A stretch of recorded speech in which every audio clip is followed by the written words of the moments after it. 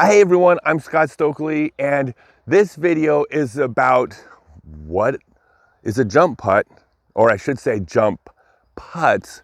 There's several different types, when to use them, and of course, how to do them correctly. But before I explain, my 6-month online Become a Complete Disc Golfer course is taking signups right now. It's going to fill everything I do teaching disc golf fills. The first classes have already sold out, but I am taking signups now. So go to scottstokely.net. There's a bunch of information and videos about the class. But if you want to be a complete disc golfer, I highly recommend checking out my class. I'm really proud of what I put together. All right, so I'm going to talk about what jump putts are. But before I do that, I need to discuss a rule in disc golf. If you've been playing for a while, you're familiar with this. But if you're new, this is the start of why jump putts even happen. And this rule is called the falling putt rule. When you putt, you need to have a supporting point behind your mark, such as your foot, and no other part of your body can be touching closer to the target than your mark. For example, my back leg can be back here, my back leg can be right here, but my back leg cannot be up here. Now, what the falling putt rule states is that when you're inside of 10 meters, or 33 feet. When you putt, you must establish balance and not fall forward and have any part of your body touch closer to the target. This means that you are not allowed to putt and step forward. That's called a falling putt. Instead, you must putt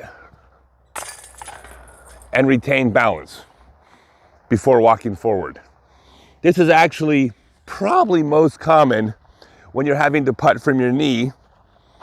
The knee's no closer to the target, but if you're trying to get around an obstacle, it is common for a player to fall forward. That would also be a violation to the falling putt rule. However, this rule does not apply when you're outside of 10 meters. This is what jump putts are all about. When you're putting for distance, in order to generate more power, the biggest thing you can do is use your legs.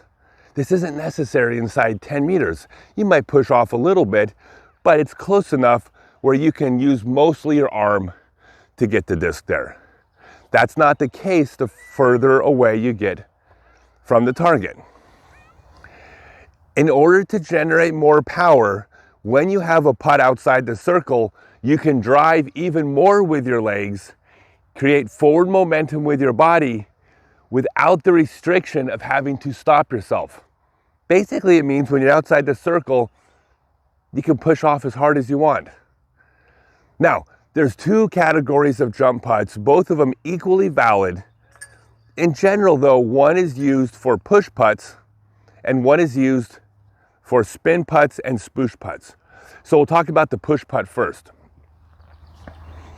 Remember, a push putt is a putt that on your arm, you're not using the wrist or elbow, you're only using the shoulder. This is the only hinge you're going to use on a push putt. Well, the way you do a push putt as a jump putt is you're going to rock back on your back leg as the disc is going down. It's going to go down to your forward leg because this forward leg is about to become your back leg. And then you're going to create forward momentum. This is your lie. But before this foot hits the ground, with that momentum, you're going to drive the putt forward. Remember, it's a push putt. You're not using the wrist or the elbow. You're just driving off that back leg. It's going to look like this.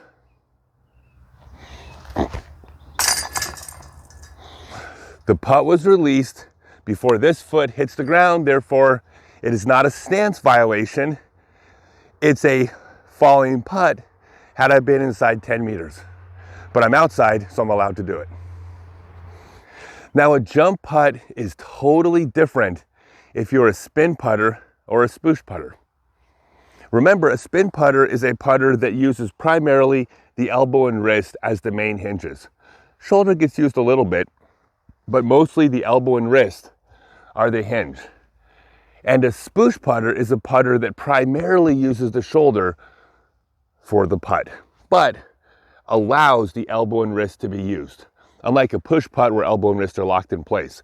So a push putter comes down, mostly shoulder, a little bit of elbow and wrist. With both of those putts, you do not want to jump putt with the left leg about to hit the ground. The reason why is if you do that with those two putts, not push putt, but with those two putts, you put your entire upper body into a very awkward and incorrect position for the putt. So instead, all you're doing with those two putts is a falling putt. Remember, when you're inside the circle, you're going to drive off your back leg a little bit, but you can't drive that hard because you have to still retain balance. No big deal. You don't need to drive hard inside the circle. But if you are long enough where you need to generate more power, you're just going to drive off the back leg with more force, knowing that you're not breaking any rules if you don't establish balance after you putt. So the right foot's going to stay forward. It's just going to be a standard putt, driving off the back leg, but driving hard enough that when you putt,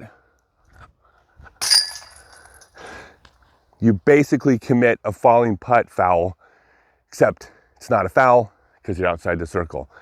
And that's the difference. Two putts, both of them equally valid. These are very loose rules. Honestly, I've seen different types of jump putts work. If you create forward momentum, basically it just means you're breaking the stance rule legally, and you can do that. And if anybody's wondering, I'm putting all of my jump putts with my Tour Series Wizard from Gateway, quick plug. But final thing, if you're interested in becoming a complete disc golfer, go to scottstokely.net and read about my 6-month online class.